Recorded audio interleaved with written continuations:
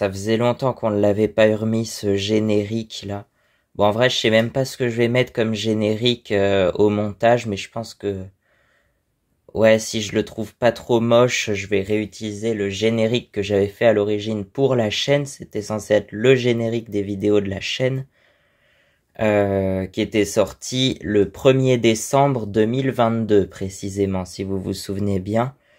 Où à l'époque le logo d'ailleurs c'était pas tout à fait le même qu'aujourd'hui, c'était le même logo qu'aujourd'hui, mais avec une Honda XR 125 à la place de la Yamaha XTX 125. Et c'est le 18 juin 2023, je crois précisément, que j'ai remplacé la Honda par la Yamaha parce que voilà, ça paraît logique. Mais bon, c'est pas le sujet de la vidéo. Aujourd'hui,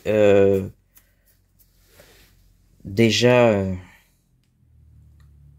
je me retourne à tourner cette vidéo un peu à la va-vite parce que j'avais prévu faire cette vidéo-là, et puis de toute façon c'est la vidéo qui devait faire la transition entre celle de lundi et celle de mercredi normalement. Donc voilà, aujourd'hui on va parler des motos à 3 roues parce que j'avais envie d'en parler sur la chaîne. D'ailleurs, vous avez vu dans le générique que je vous ai mis une sorte de diaporama de tous les véhicules que j'aimerais avoir, bah c'est ça en fait. Et si je les ai pas personnellement, ça sera au nom des gens que je connais bien, tu vois. Parce que je sais pas si je vais avoir 50 000 véhicules à mon nom, quand même, ça va faire beaucoup. Je sais pas. Ne serait-ce que pour la conscience, la réputation, je sais pas. Donc effectivement, on va parler des motos à 3 roues, donc que j'appelle les trimotos. On va appeler ça les trimotos parce que c'est le plus simple, et vu que même c'est Yamaha qui a appelé ça les trimotos, officiellement ça s'appelle les YTM, mais ça a aussi le nom trimoto en fait. Ouais. Mais c'est moins populaire en fait que les Honda ATC qui eux sont bah, la même chose, hein, mais avec le logo Honda ATC. Donc voilà quoi. Donc les motos à 3 roues comme ça, on va parler de ça en particulier. Ça a été popularisé en gros dans les années 80, plus ou moins en même temps que le quad. Sauf que le quad ça a perduré, ça s'est développé, ça s'est amélioré depuis les années 80. Alors que les motos à 3 roues sont plus ou moins tombées dans l'oubli. Et ça c'est dommage parce que ça aurait pu bien marcher. Mais le principal problème, c'est que apparemment c'était réputé peu stable et ça avait tendance à décoller dans les virages, quoi, au lieu de tourner. Mais moi j'ai ma petite raison. Je pense que il y avait pas assez de poids à l'avant en fait, vu que tout le poids est sur l'arrière, même le moteur il a l'air d'appuyer un peu plus sur l'arrière, je pense, je sais pas. Avec en plus le poids du conducteur, ça devait faire encore plus de poids à l'arrière. Et puis je crois qu'il n'y a pas de différentiel non plus là-dessus, donc du coup ça tourne pas bien quoi. C'était ça le problème, je pense, que ça tournait pas bien. Et en fait, c'est surtout qu'aux États-Unis, je crois, enfin ça a été populaire surtout aux États-Unis, et il y avait eu beaucoup d'accidents avec ça dans les années 80, donc voilà, ça a acquis une mauvaise réputation et parce que les gens étaient pas forcément formés, n'avaient pas forcément la formation nécessaire aussi pour conduire ce type de véhicule. Franchement, c'est dommage parce qu'avec simplement euh, au moins tu les fais immatriculer, et puis avec le permis, et puis ça doit s'apprendre au permis, et ça va avec ma vidéo de réforme du permis, là. Voilà, je vais pas gueuler encore une fois, je vous laisse ça ailleurs, et puis voilà. Mais j'aimerais juste pour le fun et pour les 3000 hectares, non, 3000 mètres carrés de mon terrain privé, euh, finalement 3000 mètres carrés, je sais pas si ça va faire assez en fait. Non, il faut bien 2 ou 3 hectares, hein, je pense, pour faire un circuit de quad convenable. On va voir. Bon, on trouvera ce qu'on trouvera, et puis Voilà, ça c'est une autre vidéo qui s'appelle Mon plus grand projet, enfin j'ai envie de l'appeler comme ça. Donc voilà. Là je fais une vidéo un peu à la va-vite parce que normalement je suis censé partir en vacances demain, là. Et rien n'est prêt.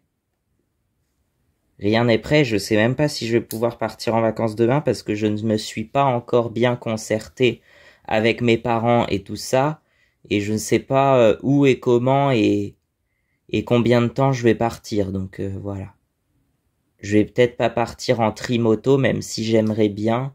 Je vais y aller, je voulais aller en quad, mais même j'ai plus rien. Il me reste que un quad qui marche pas et une moto dont j'arrive pas à avoir ce putain de permis de bordel de merde.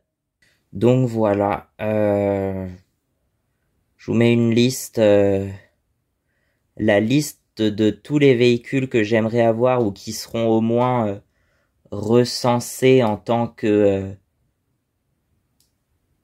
véhicules appartenant à la collection de la mécanique populaire, voilà, quelque chose comme ça.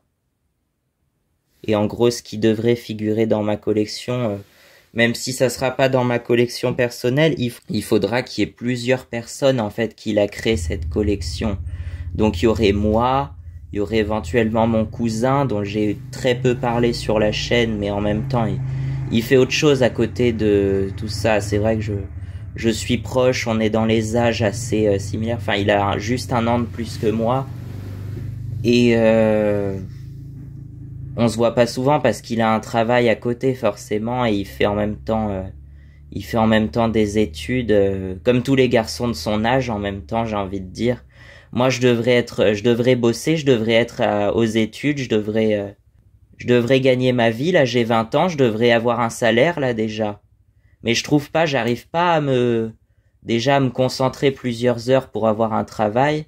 Donc voilà, c'est ça le problème. Donc à un moment, je me suis dit, comme travail, ce que je vais faire, c'est que je vais acheter des véhicules pas chers pour les retaper, pour les réparer et les vendre plus cher, quoi.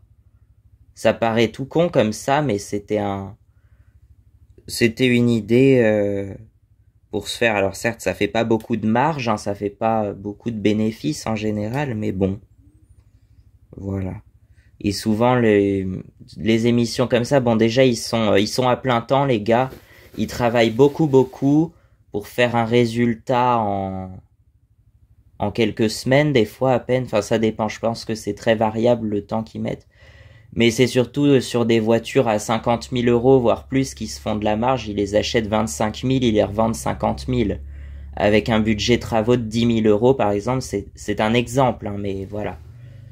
Ça fait 25 plus 10 000 euros de travaux, 35 000 euros d'investissement pour la revendre 50 000, donc un bénéfice de 15 000 euros, tu vois. C'est un exemple parmi tant d'autres, hein, et c'est clairement pas le cas pour tout, quoi. Si on prend l'exemple de la Honda XR, on l'avait acheté 650 euros, je crois, quelque chose comme ça.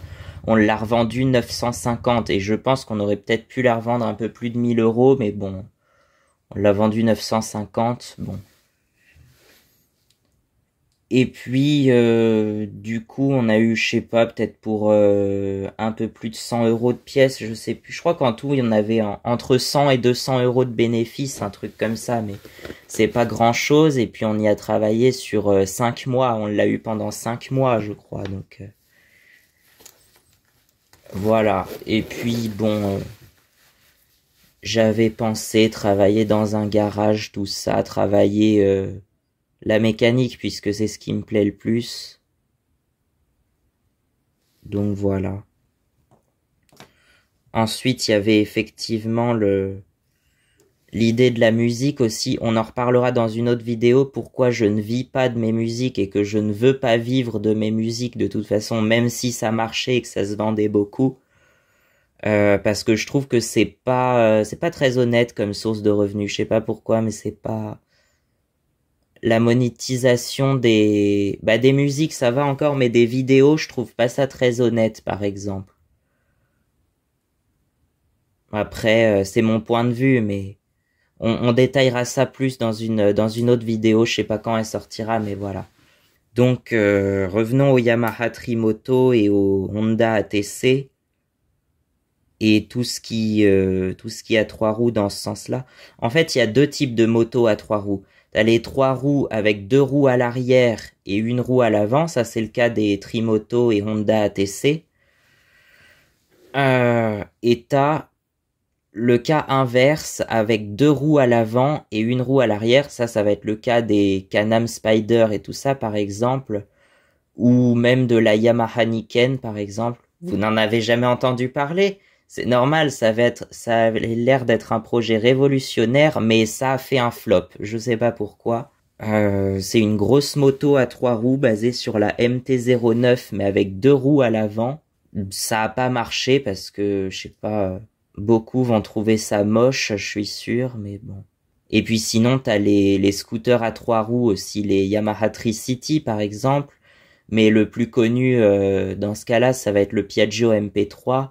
Et je crois qu'il y a le Peugeot Metropolis aussi. Mais c'est vrai que trois roues, c'est pas forcément très stable. Pourtant, pendant longtemps, alors on n'en voit plus trop aujourd'hui, mais à une époque, il y avait ce qu'on appelait les sidecars, et c'est pas mal aussi un sidecar. C'est une sorte de moto à trois roues aussi, si on peut considérer ça comme ça.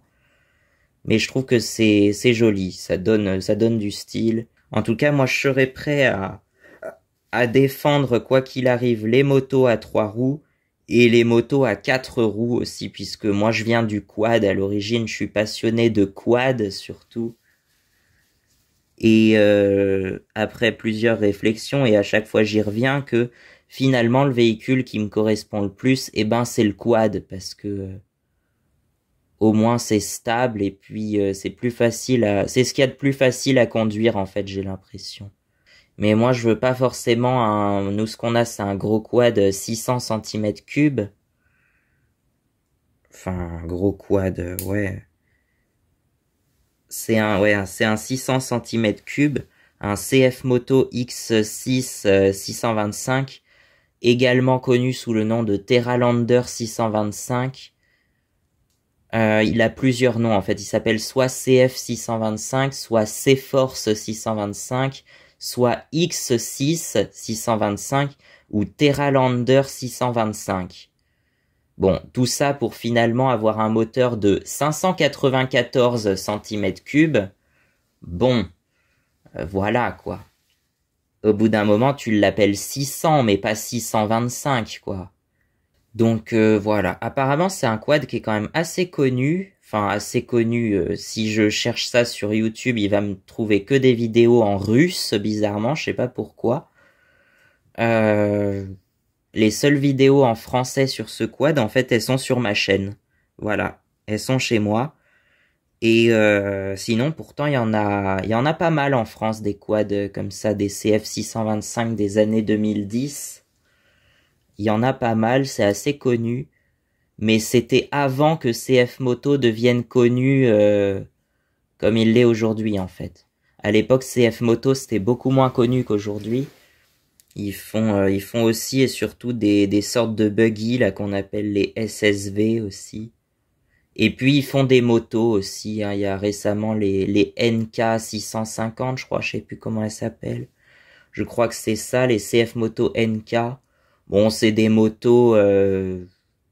Voilà, des motos qui plairaient aujourd'hui, un peu comme les MT-07, je dirais des Bektis, mais les Honda CB500F, tu vois, les motos un peu routières comme ça qui plaisent au plus grand nombre. Mais moi, c'est pas tout à fait mon style de moto, en fait. Non, à la rigueur, je préfère, pour moi, une moto basique, ça serait plus comme les YBR, tu vois, un peu. Les YBR de Yamaha.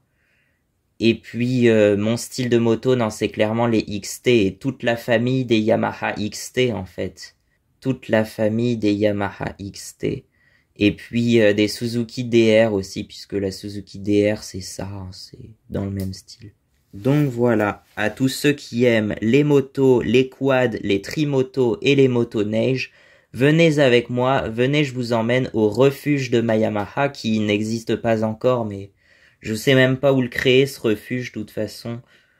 Je vous ai tout dit, de toute façon, sur ce que je voulais avoir sur la maison avec tous les véhicules et tout ça. Devant. Je pense que finalement, ma chaîne se résume bien à moi, ma Yamaha et mes nounours. J'avais écrit ce nom-là par hasard parce que je trouvais que ça sonnait bien et que finalement ça me reflétait bien. Bah voilà. Les nounours, c'est vrai qu'on les voit très peu sur la chaîne. On les voit surtout dans les carnets de voyage, j'ai l'impression.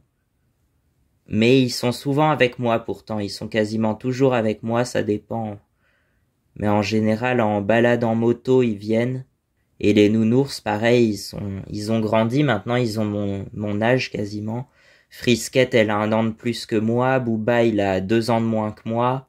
Et puis, il y a les parents, François et Amandine. Renard, il a mon âge aussi. Et Amandine et François, ouais, ils sont de la génération d'au-dessus, forcément, mais voilà. 1964 et 1973, ouais. Donc voilà, j'espère que ça vous aura plu. Soutenez, ça se trouve l'association, je vais l'appeler comme ça, hein, l'association des nounours motards, par exemple. Ah, ça peut être pas mal, l'association des nounours motards. Ah, on peut garder ça comme ça, je pense que c'est pas mal, ça peut être un nom de proposition. Mais moi, je voulais à l'origine m'installer en Lozère, ou un endroit où il y a de la neige. Et là, on en est très loin pour l'instant, hein. Bon, on verra ça un autre jour.